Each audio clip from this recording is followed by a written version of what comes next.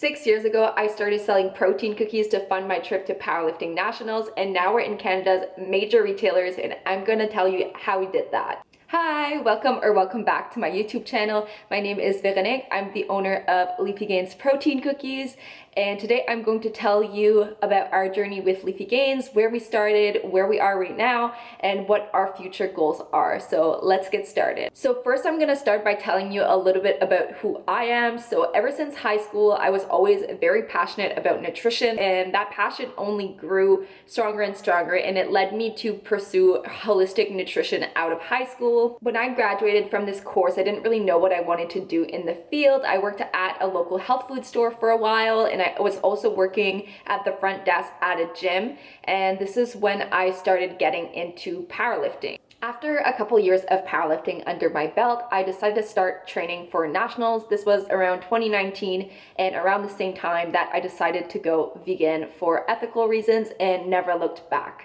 And that's when I noticed that there was a huge gap in the market of plant-based protein options that were high in protein, that taste good in texture and taste, and also that, don't have that dry, chalky mouthfeel to it. So I started making these protein cookies for myself out of a personal need to fuel my own training. But then I also decided that it would be fun to sell them as a fundraiser to help me fund my trip to powerlifting nationals. The response was great. It helped me fund my trip to nationals. And then when I came back, I decided I was going to keep selling them since people were asking for them, and it had went so well. Not long after this, the world shut down because of the pandemic, and that really gave me time to work on things behind the scenes and turn this into an actual business. So in spring of 2021, we started getting a lot more customers. We were even shipping out orders. We had found a commercial kitchen that was fully equipped with a mixer, oven, everything we needed to scale into our first few retail stores. And I got very, very passionate about building this protein cookie side hustle because the feedback was incredible. Everybody was saying how they tasted amazing. The texture was amazing. It wasn't like anything on the market because we used applesauce to sweeten our cookies, and it gave it a very soft texture, not like any dry cookie on the market. At this point, I was working at the gym as an assistant fitness manager, and I was just really, really, really passionate about this protein cookie side hustle that I was building. And it was something that the manager that was there at the time could see. Like, she could see that I was more into my side hustle than I was my actual job. And I had my manager pull me aside and tell me that she loved that I was so passionate about the protein cookie side hustle, but she wished that I was putting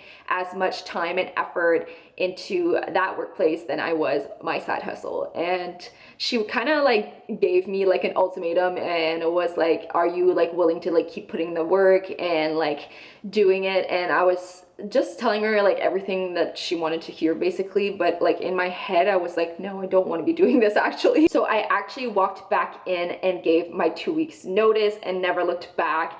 It was a bumpy ride, I'm not gonna lie. It didn't go as smoothly as I had hoped. I was a little bit naive in thinking I could just, get into any store that I wanted to, basically, but it's not exactly how that works. You get a lot of no's before you get some yeses, and I learned that the hard way, but I did start picking up a lot of traction. At some point, we had a pretty popular health coach in the area promoting our products, and we kind of blew up.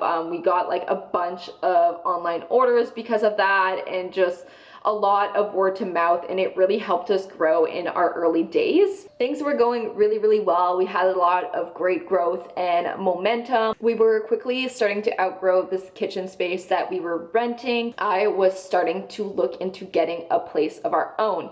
And I actually got very lucky, and I had someone that was looking to upgrade their space at the same time. They reached out asking if we wanted to take over the kitchen space, and it was perfect at the time. It was, a small space, but a lot can be done in a small space. We had to add like our mixers, our ovens. They already had a commercial sink and dishwasher, but it was a great little space for what we needed and a perfect starting space. And then sales started to slow down quite a bit. The initial hype wasn't there anymore, And honestly, it was scary. Like, I think I listened to a lot of other people that told me that I couldn't get a license to sell out of province and I couldn't get into these major retail stores, people from the industry. And I really let that get in my head and I felt very stuck. Like, I felt like there was nowhere for me to grow from there, because if I couldn't expand out of province and I couldn't get those major retail stores, and I was already in a lot of like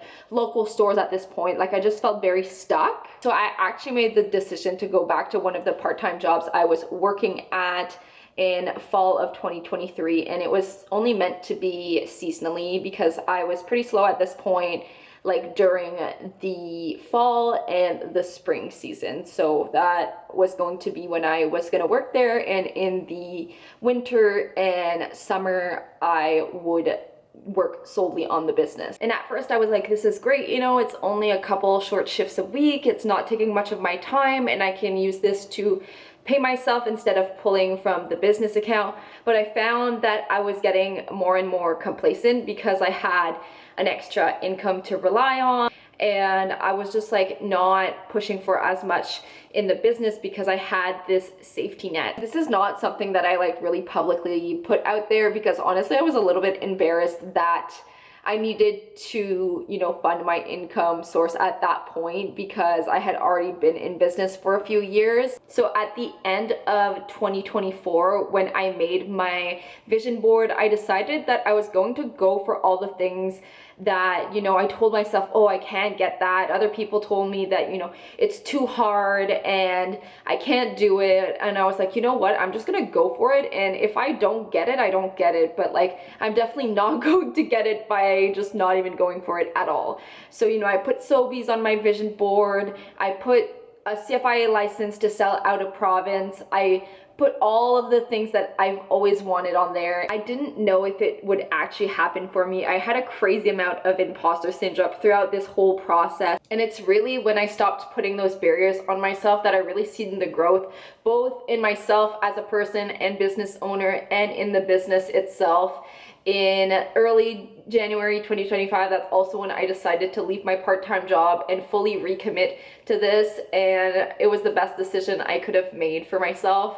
The listing process took some time, but in July of 2025, we started in our first Sobeys stores, and we're now in most of the Sobeys stores in New Brunswick, and we're getting ready to launch in Nova Scotia and PEI Sobeys in a month from now, which is super exciting. We also got to pitch to Superstore as part of their local program last year. We're still waiting on the listing process, but we are eventually going to be on the shelf at Superstore as well, and we're also in a few co-op locations as well. And I think I could have got into co-op much quicker because the listing process isn't as complicated, but that was also a barrier that I put in my head. I was like, oh no, I can't get into co-op. Like, sometimes it's really as easy as asking for something and putting yourself out there, because the worst thing that will happen is no. Like, when I pitched to Superstore, I really didn't think I was going to get it, but I was like, this would be a good experience to like learn how to pitch to a major retailer, and I'm gonna talk more about that in other videos. But that's pretty much where we are in our journey right now. We're expanding very quickly into more stores. We're in a big growth spurt, and our facility that we're in currently is very small, and we're starting to outgrow that space. So we're looking to get a manufacturer to make our products in the next year. And so we're talking to a few manufacturers that are local here, and we're hoping that we can find one that aligns with what we want for our product. That's pretty much it for like how we started, the progression to like where we got right now. I'm sure I could go into like a lot more detail, but I don't want to like bore you guys with absolutely every single detail. So I will be like mentioning, you know, some more things likely in like other videos, but I think this gives you guys a good idea of like the journey we've been through, where we kind of started and where we currently are right now. So I hope you guys enjoyed, and I can't wait to see you in the next video. Bye guys.